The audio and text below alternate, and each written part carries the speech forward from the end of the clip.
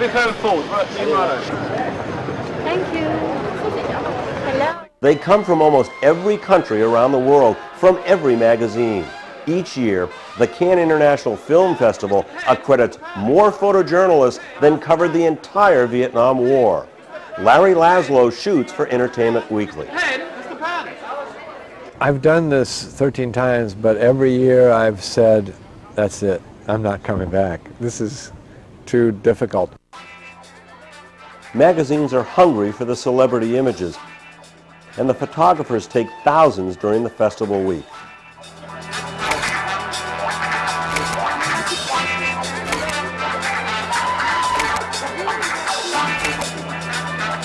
There's a tradition in Cannes among the photographers to yell the name of the star that they're taking a picture of.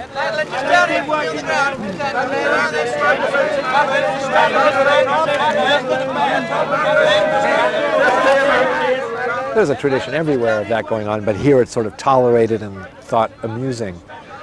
When you see Cannes' own promotion of itself as a film festival, it always shows those goofy little photographers yelling and screaming and shocking the talent by all the noise they're confronted with when they go to a photo call. The reason for that is a shot of a star looking right into your camera is more valuable than one of them looking off to the side.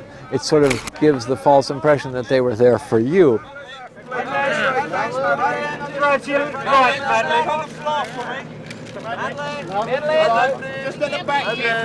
You don't jump up and get in fact, you can't move around too much because the other photographers will chew you out, because then you'll be in their way. Even if you kind of go around behind the talent to get a picture from a different angle, the other photographers will yell at you because then you're in their shot.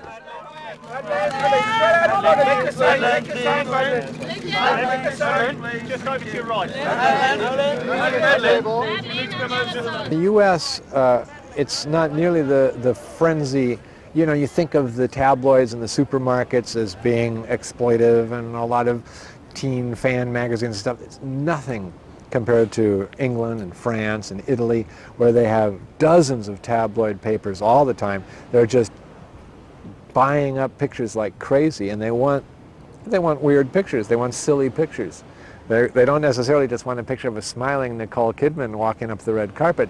They want Nicole Kidman snarling or breaking a heel or, you know, having her bra strap showing or something weird. And there are a lot of people here that are just itching to get those kind of pictures. From headshots to paparazzi to anything at all, you know, and the more outrageous the better. You don't really get that at photo calls. All you can expect from photo calls is silly expressions. What would be the best picture you could get today? Madeleine Stowe falling backwards off this pier. But what do you expect?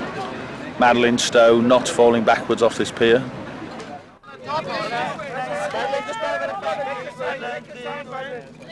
When I first started coming here, I was a fairly mild-mannered guy, and I like to think I can still go back to being that person. But I learned pretty quickly here that you've got to be tough. You've got to stand your ground. You can be sitting there innocently, like I was in year one, waiting to take a picture of Clint Eastwood, as a matter of fact. And I thought, oh, this is great, Clint Eastwood's going to be right there. I'm going to take his picture. By the time Clint Eastwood showed up, there were 15 photographers in front of me. I was elbowed to the back and stuff. And I only realized later that I didn't have to put up with that. And the next time I had to say, no, I'm sorry, I'm here. Get out of my way. And once you start putting yourself in that frame of mind for a while, you turn into somebody else. It's true that I've often realized I would be a much nicer person if I never came to Cannes. Sean Penn on no one's here yet. All right, mate. Well, I can let you have something if you want it. All right. So Sean just walked by and went in the front door of this place. Did he? Yeah. He was supposed to go back there to the little green room area. I don't know how they're going to get him from there to there. Yeah, imagine he's being mobbed as we speak by paparazzi. What's going to happen? You'll see. It'll be mayhem. It'll be...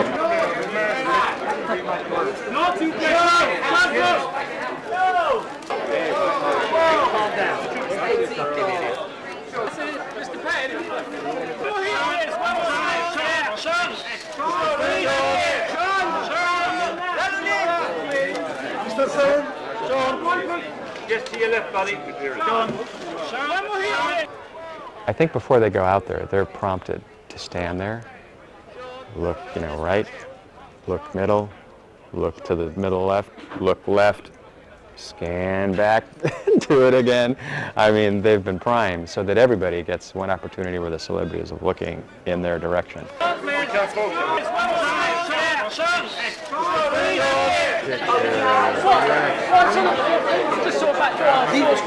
The best picture is trying to get something slightly different from what everybody else gets, which when there's 200 photographers is quite difficult. The next best thing is just to get it back to your office first so that they can wake it straight around to newspapers. It can get very ugly, it can get very aggressive. There's a lot of pushing and shoving.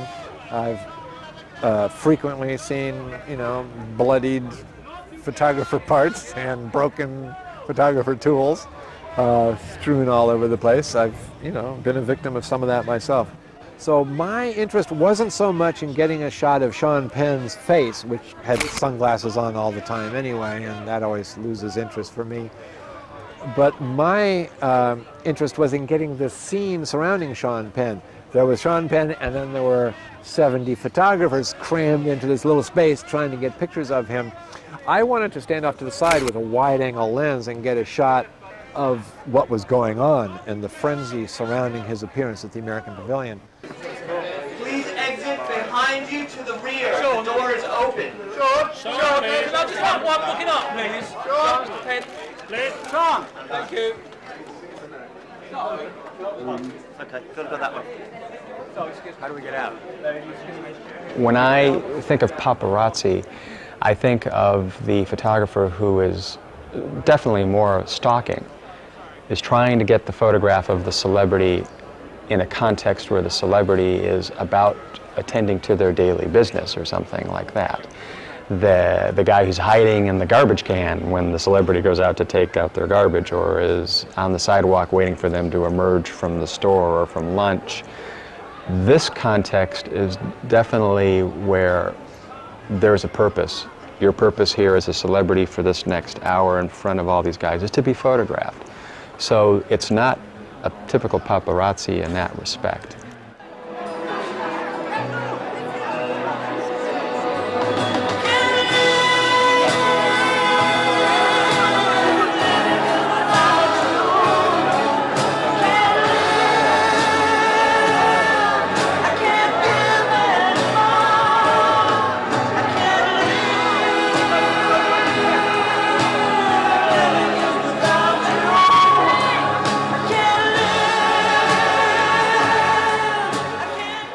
Oh, there's so many things I wouldn't be able to get to if I didn't have the advantage of being able to get there quickly. The talent in this town has got only so much time, and there's a lot of media to meet. If I'm going to get access to somebody to take their picture, and I'm talking about a little special access, not the big photo calls or anything, I'm going to have to move pretty fast in order to fit into their schedule. If I tell some publicist that I need 25 minutes with Jack Nicholson or something, they're going to say, get out of here, are you kidding? In 25 minutes we can get, CNN and Entertainment Tonight. So basically I say, give me 60 seconds between CNN and Entertainment Tonight, and I can get something. I can get something a little different than him waving from the red carpet. I had an opportunity to shoot Adam Egoyan, for instance, a very well-known director from Canada with a lot of Eastern themes in his films and stuff like that. I had an opportunity to get a little picture of him just before he and some media people sat down to a press luncheon. They accommodated me.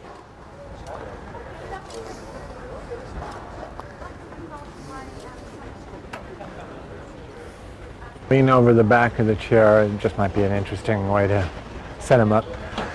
But the back of the chair is particularly tall, so if I got him there now without the pillows, he'd be a little too low.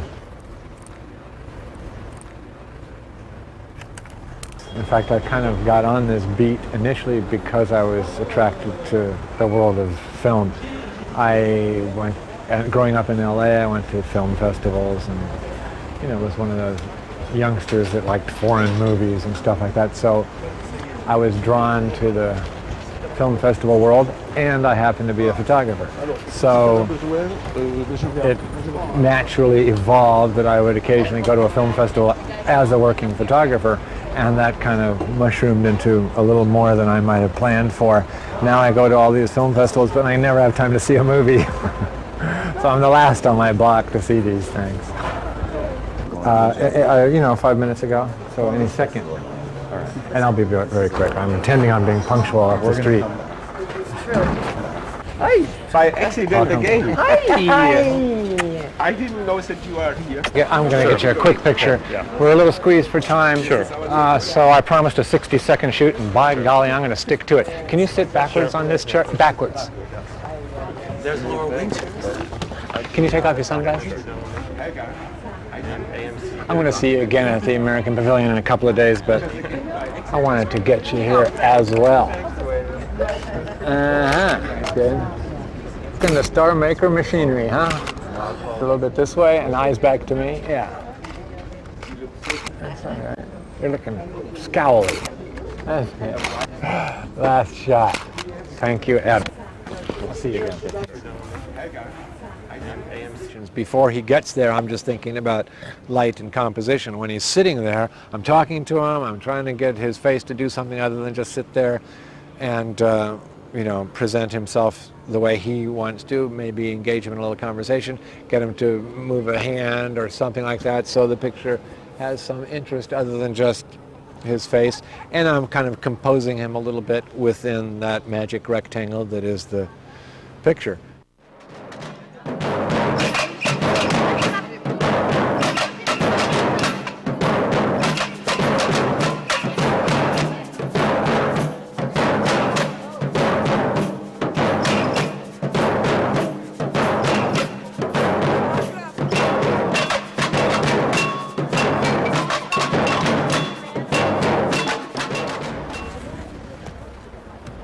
Morton, who is a great actress. I think she's gonna get pretty hot. She was the female lead in Sweet and Low Down, Woody Allen's film starring Sean Penn, and she was just great in that. I think she was nominated for an Academy Award actually, and she didn't say a single word in that entire movie. Anyway, she's got a new film out now, and I once again had an opportunity to get a little quick private time with her, semi-private actually. Looking to find a little setting to catch her in with the least amount of hassle to everybody involved. Yeah, she's a little littler, It's such a good no dog sign too. Well, here, what if she's that? Yeah, maybe. Oh yeah. Oh yeah. Autograph. No. Dibby's on the dog sign. Yeah. There's this sign. Yeah, but it says dogs not allowed. Yeah, Am you're I not a dog? No, you're not a dog. No, it's just a cute, silly looking sign, and it's so French. Entertainment Weekly. And I figure you probably have a sense of humor, huh? You can smile. It's a silly little scene.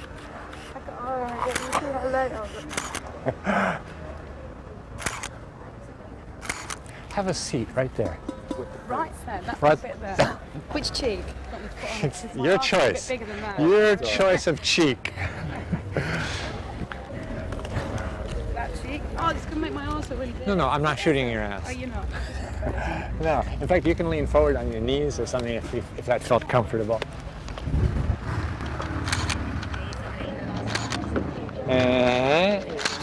Okay, now we've had enough of the dog. I'm going this way. Flower. No, you're fine right where you are. But now, I would really rather you didn't because your eyes are so cool.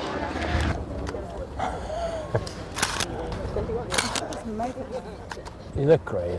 Don't be silly. And you know how this stuff reproduces. Put your fists on your hips. If that feels good to you. Yeah.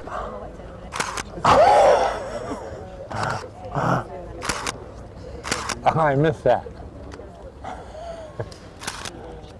That's great. He needs a couple of shots of you alone as well. Is that okay? The thing that's interesting about celebrities is that they've had a lot of practice getting their picture taken, and they've usually been determined to be quite good at it. They're photogenic, they know how to emote, and the likelihood of you're getting an interesting and attractive picture of an attractive celebrity is very high. In a band again? I know. We're doing that yesterday.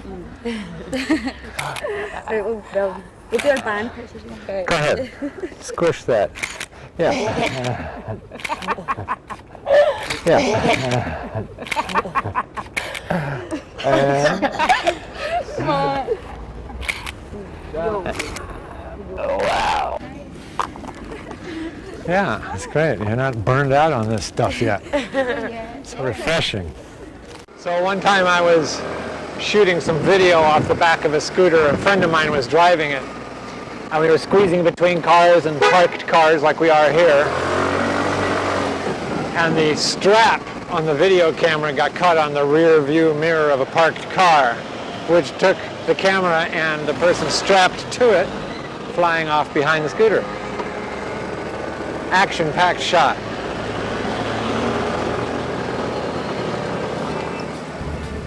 It's, you know, it's a big marketplace. The film companies, whether they're from Hollywood or China or Sri Lanka, are coming to Cannes with their product, namely a movie, whether it's finished or not, to try to get money for it, whether we're talking production dollars so they can finish shooting it, or sell tickets in a theater one day. That's what this whole scene is about. It's a big marketplace, and we are selling movies. We are participating in the marketing and selling of tickets to movies, as photographers are. As quick and sweet as possible. I'm looking, checking out the light and background. Looking for the neat location to photograph this guy. That is a nice corner for the light over there. Okay.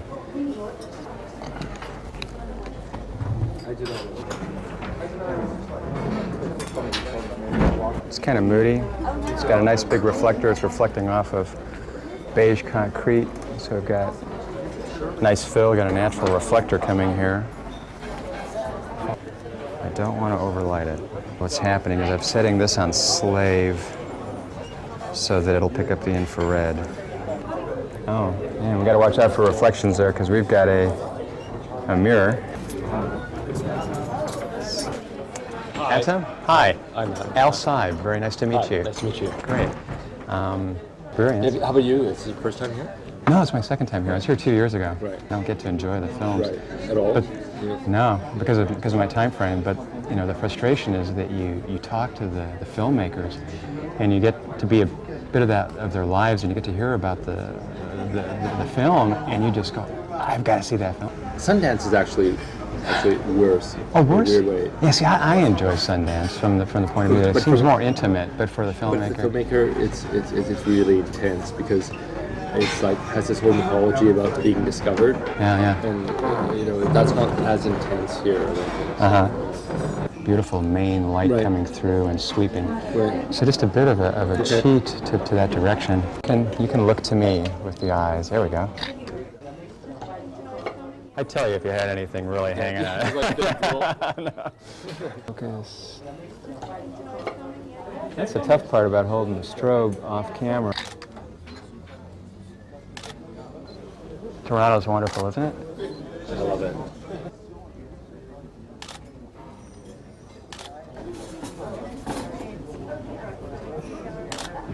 Adam, where are you from? You're from? Armenian. Egyptian. But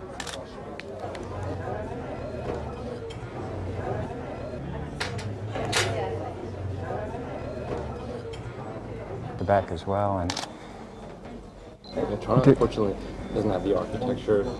Yeah, no, it's much more contemporary. Have you do one other thing if you could? Oh, you know what? As I see here, I'm going to cheat just a little bit more this way. It's fabulous. It's looking very good. There's beautiful light on you. Al Saib, can you call me back in 5? I'm going to shoot. Okay. He was into the conversation. He was into the festival. This was not something that he did not want to do, the photo shoot. And he just wanted to talk. And I wanted to talk to him, and it was really fun because all of a sudden now you've struck up this little personal relationship in all of, 20 seconds, 30 seconds. And he now felt much more comfortable, and he was much more, more cooperative. Once that level of cooperation is achieved between the two of you, the images are just going to flow because it's natural, and he's a person to you now. He's not just treating you as some pariah that's going to profit from a photograph of him or something along those lines. So he was the reason that this photo shoot was a success. From the Los Angeles Times newspaper, and I was wondering if I could have your name for a photo caption under the photograph. My name? Yeah. T H.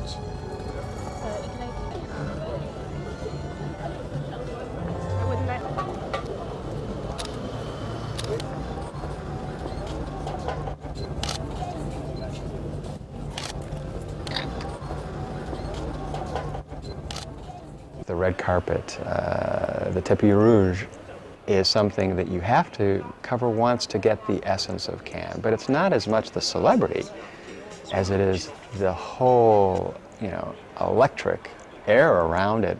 And the photographers and videographers are on both sides. And they start at the actual ground level where I think you can see some of the numbers because all the positions are numbered just like they are for the photo calls. My position is up over there. I'm on the first rise by the white barricade. Sir, thank you. What does s'il vous plaît mean? Is that please? Please what? Please get lost. I know what it means. And by the way, when they say formal, they mean black tie, tuxedo, black jacket, black pants, black shoes, black socks, black everything. I gotta have it a little tight to accommodate for the fact that a camera will be around my neck.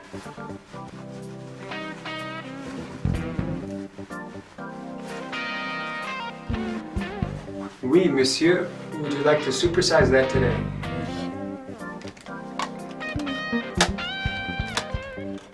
I'm supposed to format the disc each time.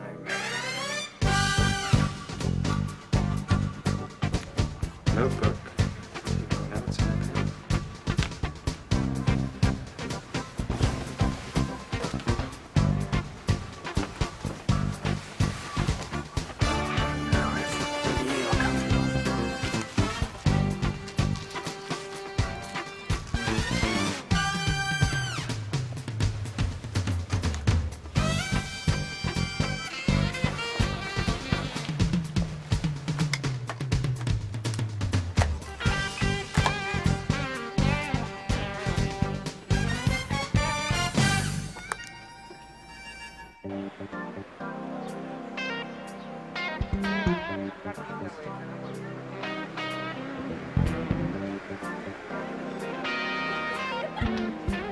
Come to Texas.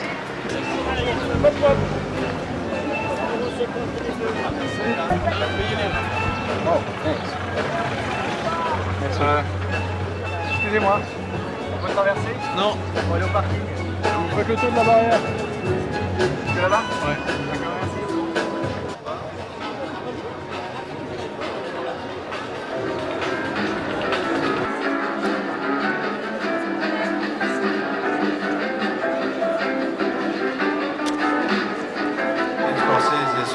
Puisque son ami Robert De Niro était très jaloux, il aurait bien voulu avoir les premières images du film pour son...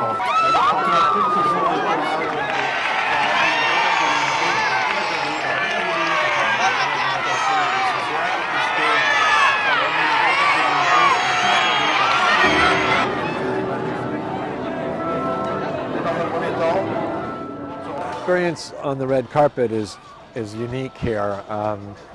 First of all, it's very lavish and grand. All the photographers who are standing on the red carpet to shoot the arrivals of the stars on any given night have to be wearing tuxedos, just like the stars themselves. They're all black tie affairs, all the premieres in the evening.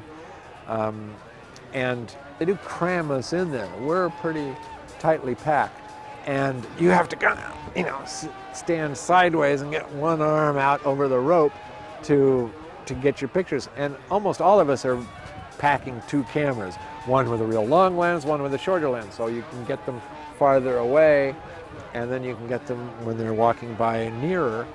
A complicated scene because there comes somebody that you know that you want to get a picture of, but there's 50 other people on their way up the red carpet just to go to the movies. After all, there are just citizens going to movies here, not just movie stars. There are, once again, accommodations for 200 photographers on the red carpet, and they all want to get that picture. And they are lined up 3 or 4 deep for 50 yards of red carpet. That's a long parade.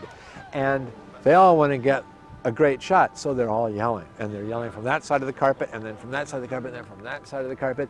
And if somebody is smiling at some people, the people behind her are yelling at her to turn around and look at them. And then she turns around and looks at them, and then those guys start yelling at her. It's really nuts. I've done this 13 times, but every year I've said, that's it, I'm not coming back. This is too difficult. When you're here, it's frightening and difficult, and you're cursing and you're swearing to never come back. I've had many swearing never to come back conversations with people this very day.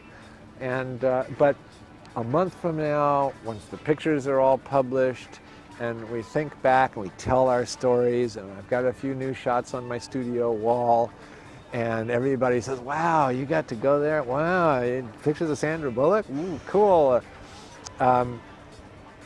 You know, you start to fall for it. You start to believe that that really was an interesting, worthwhile experience. So,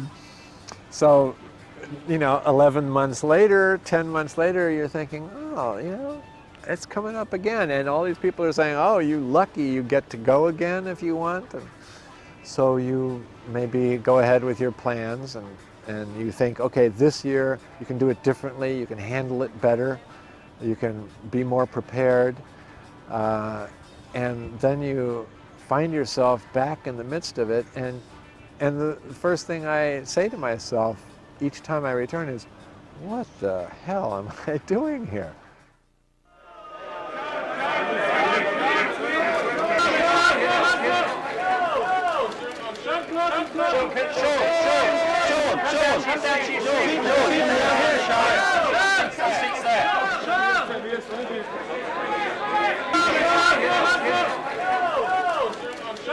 Sean,